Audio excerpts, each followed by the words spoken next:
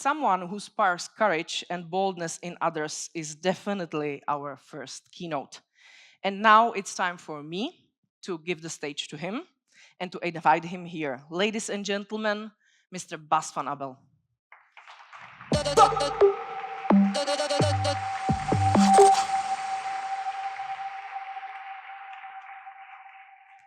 Thank you very much. Thanks everyone for being here. It's a full hotel. A lot of people. Great. The question I was asked in conversation with Hannah to address is it possible to build a purpose-driven unicorn? And that means a social enterprise unicorn, a company with a mission. And let's get one thing out of the way. I'm here to talk about Fairphone. If you want to build a unicorn, don't build a company like Fairphone.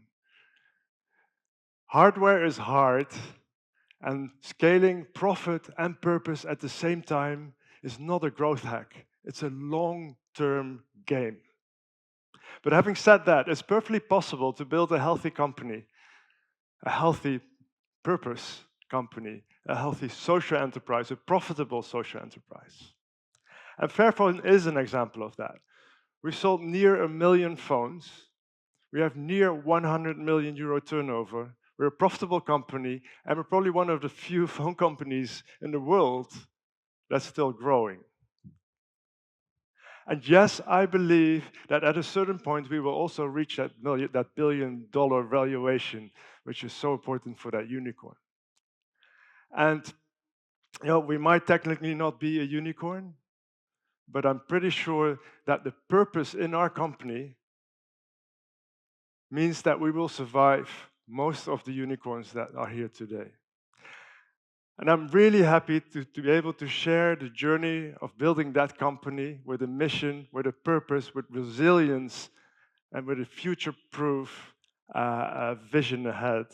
And I'll go through that, but I'd like to start with a little anecdote, and I'll get my clicker for that. I don't know about here, but in Holland, a lot of people go to France on holiday. And a while back, I had the whole family in the car. The car was packed, all the stuff in there, 3 kids. There was just one missing. So I went back in the house, and I was looking for Bo, my oldest son. And then I saw Bo, and he was in a corner somewhere, and he was crying. And I said, Bo, what's going on? He said, my Nintendo DS broke. And I can tell you, that was quite a stressful moment for both Bo, because the Nintendo DS was the love of his life at the moment. But it was especially a stressful moment for me, because it was going to keep him busy in the car with all the whole trip to France. But I'm an engineer, I have an engineering background, and I told Bo, don't worry, I'll fix it. So I took my electronic screwdriver, started screwing and screwing and screwing. And at a certain point, the metal dust came falling out of the screw holes. And I can tell you, when the metal dust comes falling out of the screw holes, you screwed up the screws.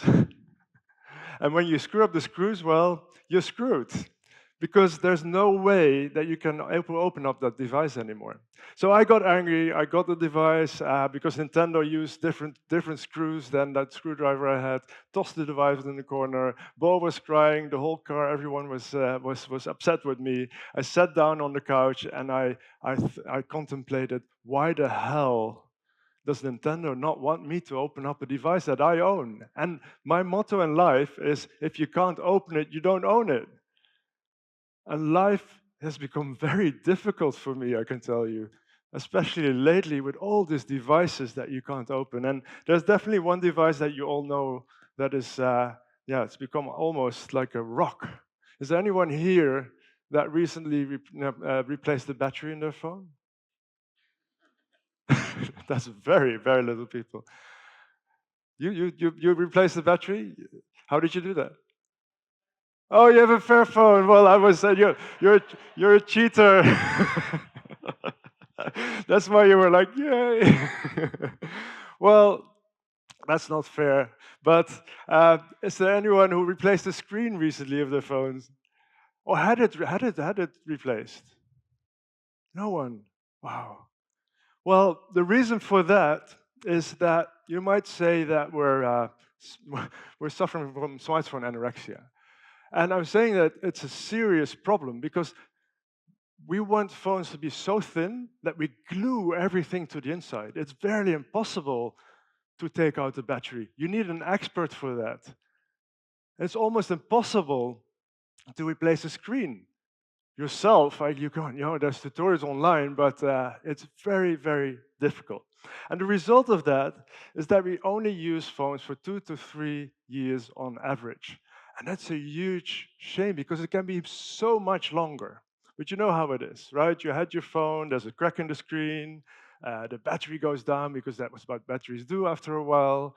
And then your operator, they come with a new subscription and they put an extra phone in there with a discount. And you think, what the heck?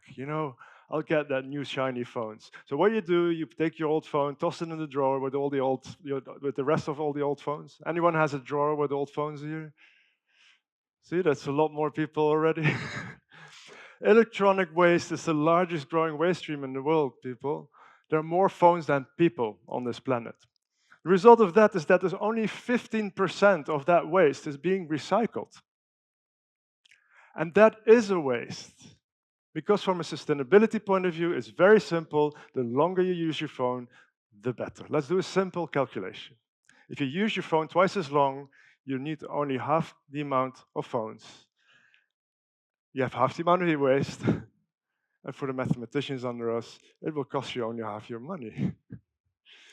So why the hell do we still make phones that are not repairable, you'd ask yourself. So at Fairphone, we make phones that are repairable. There's people that have replaced their batteries already. We make it very easy. It's like modules, right? So if you break something, you can just order it online. We send it to you with a screwdriver so you can replace it. You don't even need a screwdriver for your battery. And we give you 5 years warranty on the phone. 7 years software support, 7 to 8 years software support on the phone.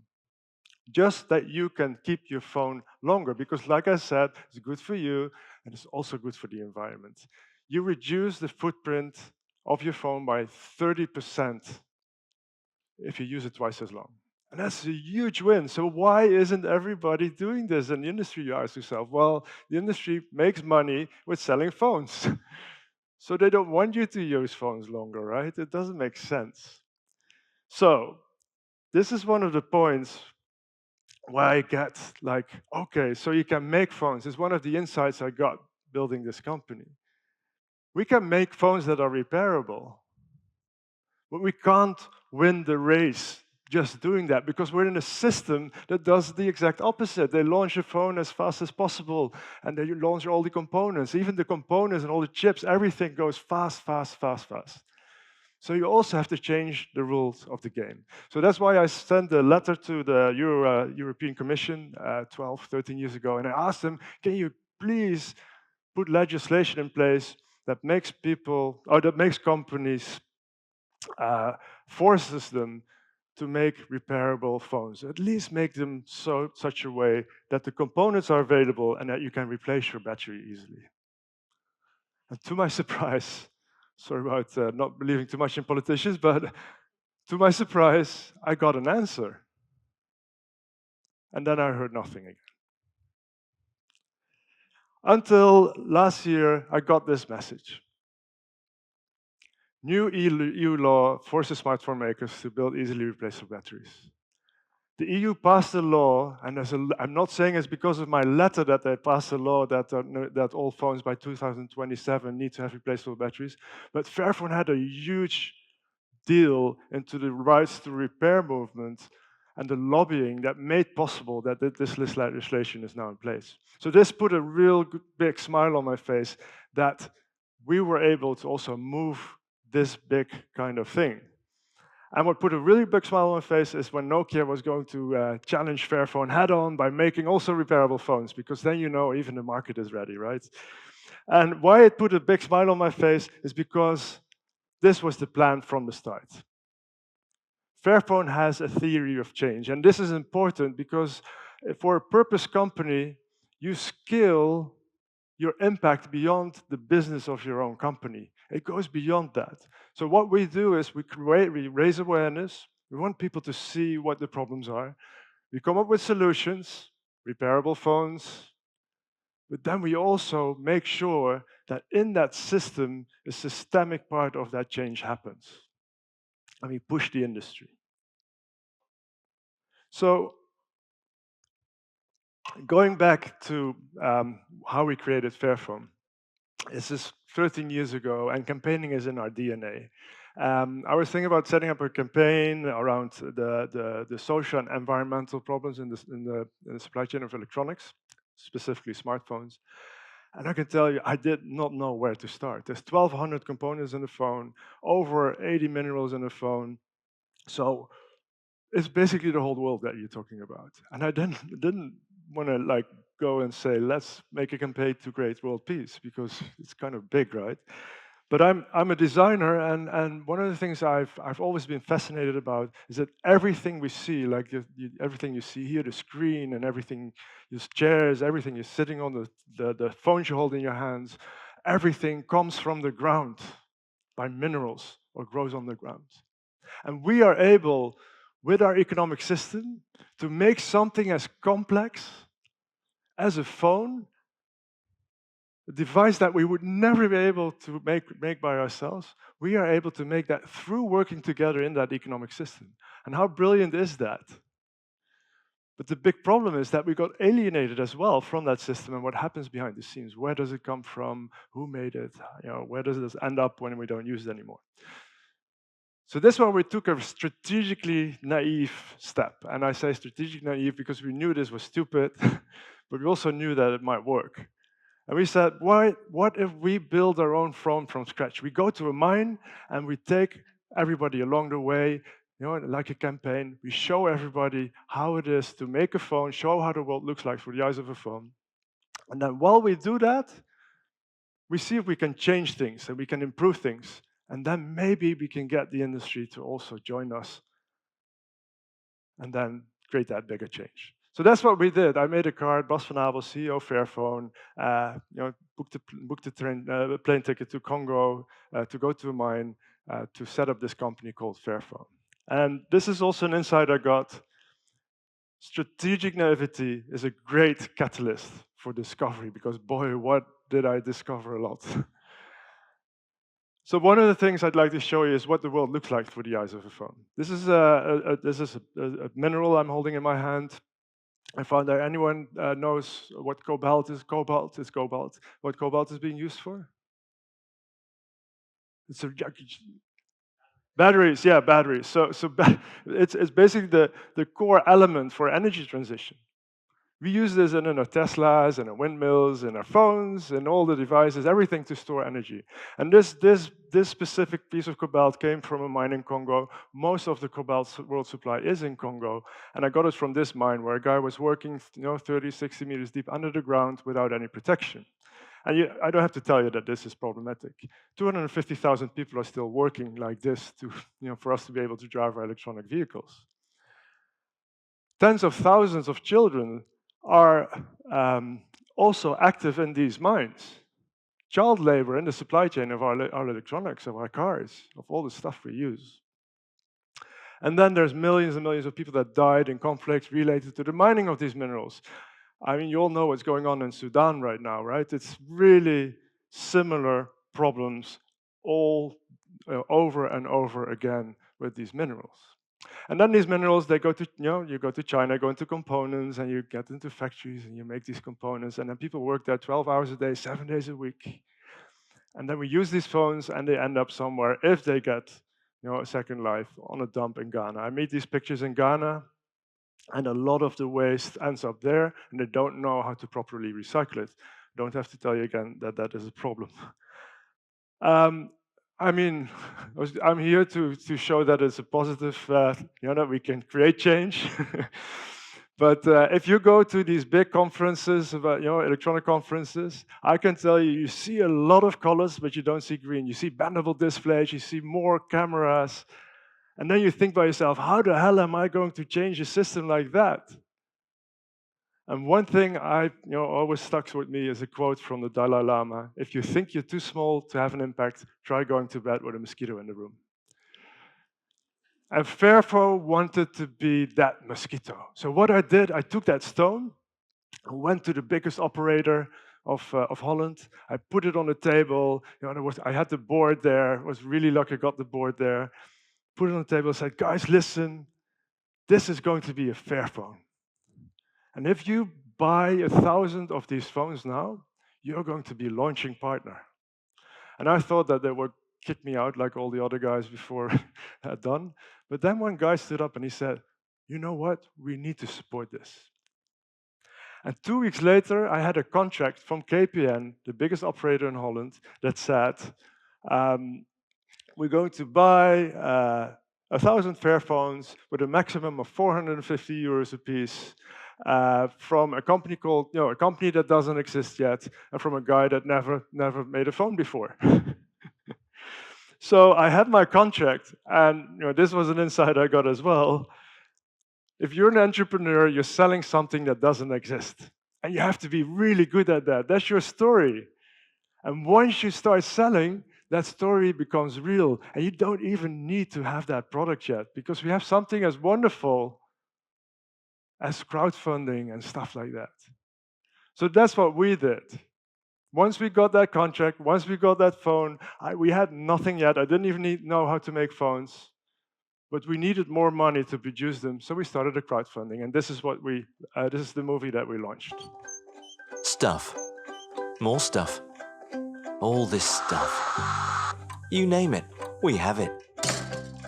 But what we don't have, a clue about what's inside this stuff. We don't know where it comes from, or who made it. We know almost nothing about our stuff. That's why we started with an alternative for the thing we can't live without. Our phone. We are the people of Fairphone. Hey. Hello. Hello. Good day. Hoi. Guten Tag. Hello. And this is what we're building. The Fairphone. As smart as other phones, but fair. Which makes it more than a phone. It's a beginning, a step in the right direction. We're making it happen. A smartphone that's made in a way that puts people and the environment first. We're already working hard on the first batch. We're almost there.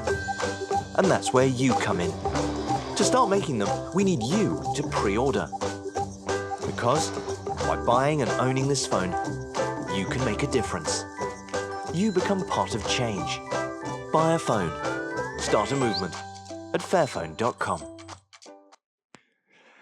So we just got this this web shop. Put a button on the website, said if you buy this phone now, show that video, you'll pay 325 euros, and you will probably get it within 6-7 months.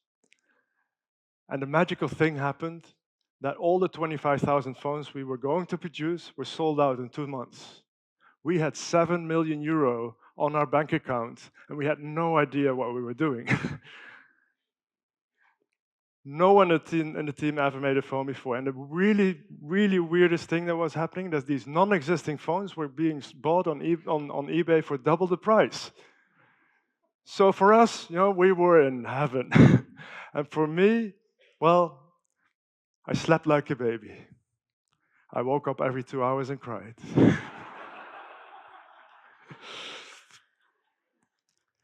I literally was crying in my bed, and my partner at the time, she was looking at me, and I was sobbing there, and she said, Bas, what's going on? What's going on? I said, well, I'm a designer, I'm an artist, I'm an engineer maybe, but I'm not an entrepreneur. I don't know what I'm doing. And I'm going to pay back everybody their money and let somebody else do it. We made our point, right? The campaign is a success. And then she looked at me, she said, you pussy. You will never, ever get a chance in your life to do this again. And these people, well, they didn't buy a phone. They bought into an idea.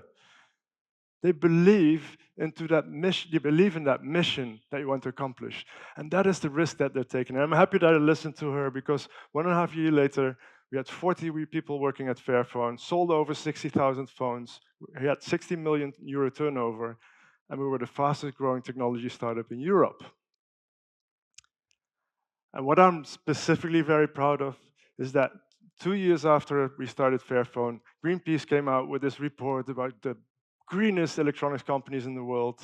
And there was Apple and Sony and all these things. And the tiniest mosquito that we were was already the greenest consumer electronics company after 2 years in our existence.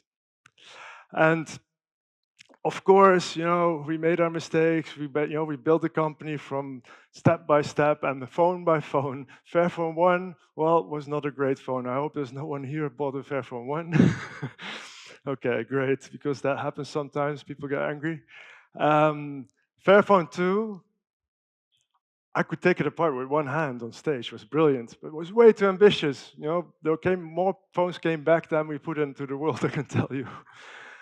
Fairphone 3, we got the hang of it. We got the hang of it. And that's when I got bored. And I also knew this is not my thing anymore. It's an operational company.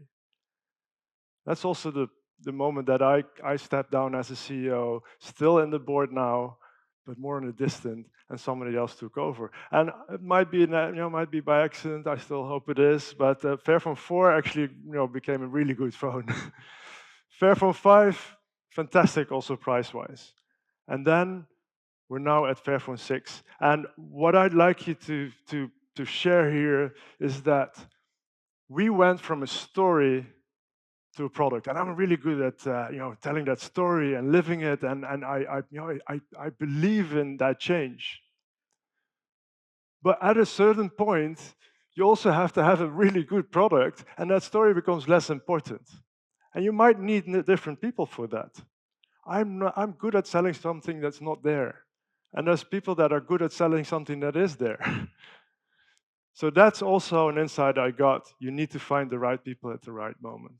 And I'd like to show you how that is also translated into our newest phone, into our campaign video.